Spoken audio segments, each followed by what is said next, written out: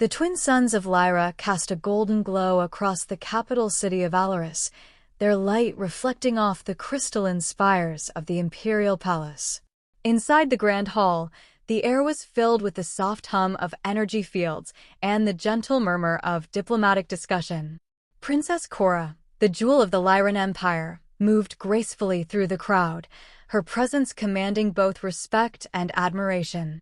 Cora had always been a symbol of hope and unity for her people.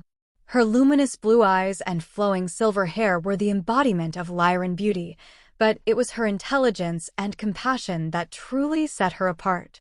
As she engaged with dignitaries and scholars, she sensed an undercurrent of tension, a reflection of the broader unease that had gripped Lyran society in recent months. The Cold War with the Gracker had cast a shadow over the Empire. The Gracker, a race known for their aggression and ruthless pursuit of power, had long coveted the energy-rich regions controlled by the Lyrans. Although open conflict had been avoided, the threat of war loomed ever-present, a specter that haunted every decision made by the Lyran leadership. As the evening progressed, Cora excused herself from the gathering, seeking a moment of solitude in the palace gardens. The tranquil beauty of the gardens had always been her refuge, a place where she could escape the pressures of her royal duties. She wandered among the blooming flowers and bioluminescent plants, lost in thought. The scent of sweet night blooms filled the air, and the soft light of the glowing flora cast dancing shadows on the stone paths.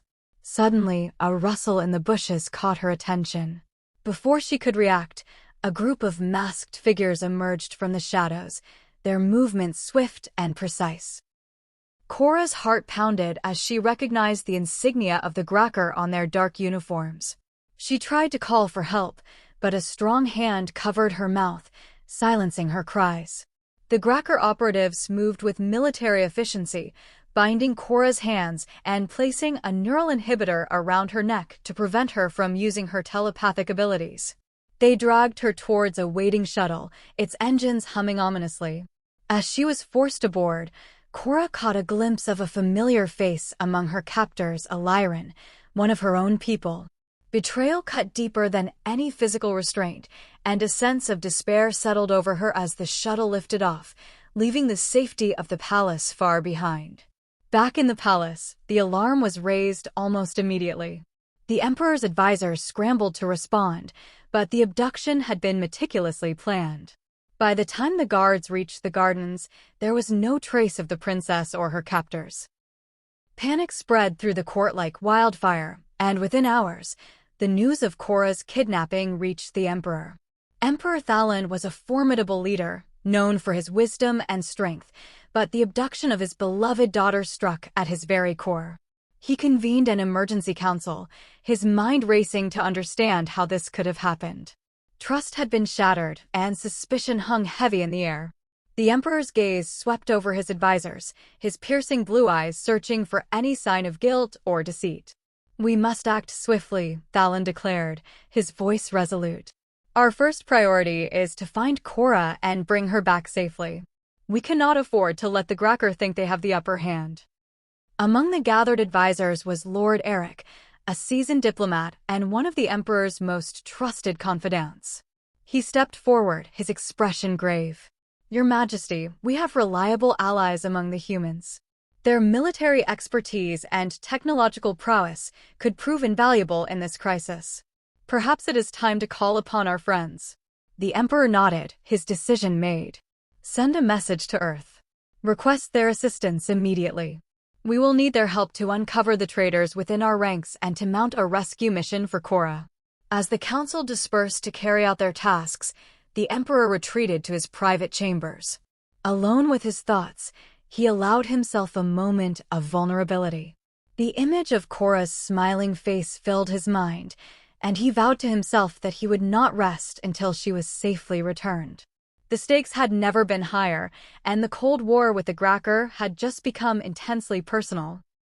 On Earth, the message from Lyra arrived with a sense of urgency that could not be ignored. The human and Lyran civilizations had shared a long and fruitful alliance, built on mutual respect and cooperation. When the request for assistance came through, It was immediately escalated to the highest levels of the United Earth Federation.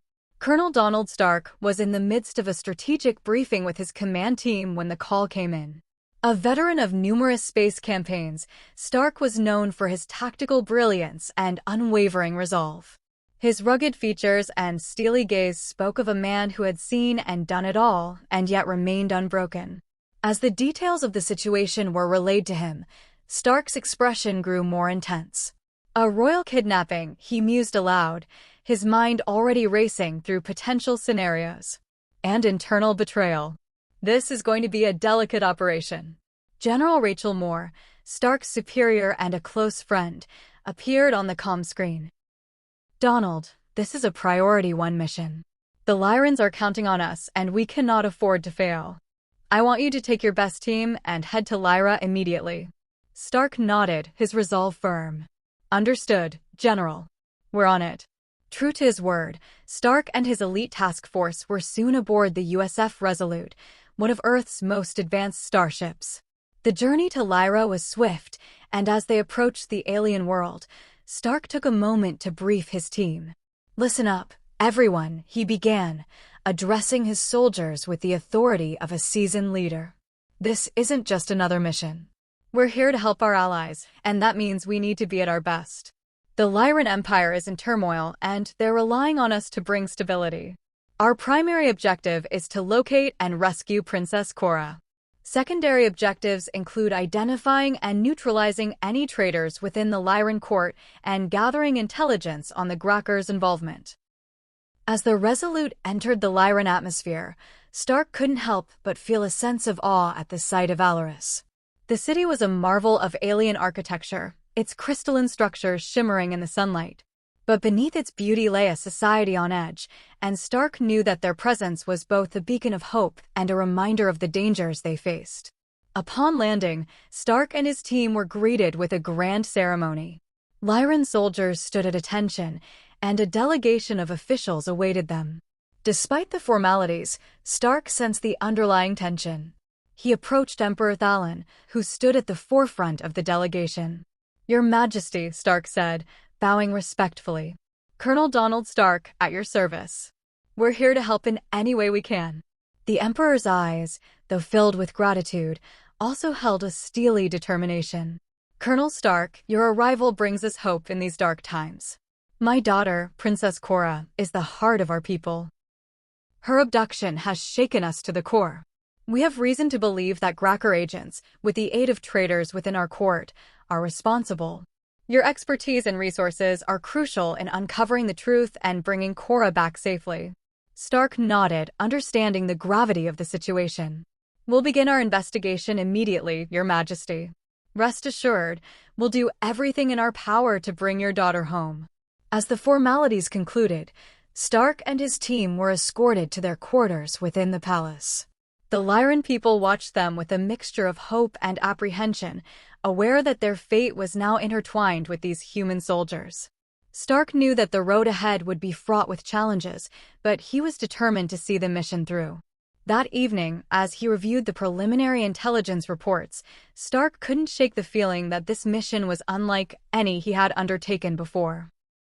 The stakes were higher, the risks greater, and the consequences of failure unthinkable. But he also felt a sense of purpose, a resolve to stand by their allies and to restore peace to a world on the brink of war. Colonel Stark wasted no time in initiating his investigation.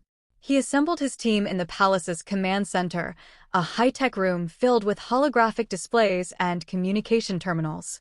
Each member of his task force was a specialist in their field, handpicked for their skills and experience. "All right, team," Stark began, addressing his officers. "Our primary objective is to locate Princess Cora, but to do that, we need to root out the traitors within the Lyran court. We'll be working closely with the Emperor's advisors, but we can't trust anyone completely.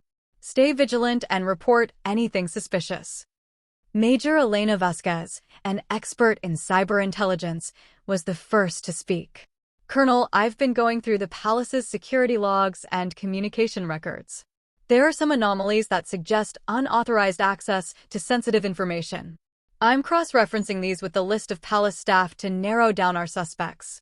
Captain David Chin, the team's tactical operations specialist, added, I've been coordinating with the Lyran security forces to tighten the perimeter around the palace and key locations. We'll conduct thorough background checks and interrogations of anyone who had access to the princess or her quarters in the days leading up to the abduction. Like and subscribe.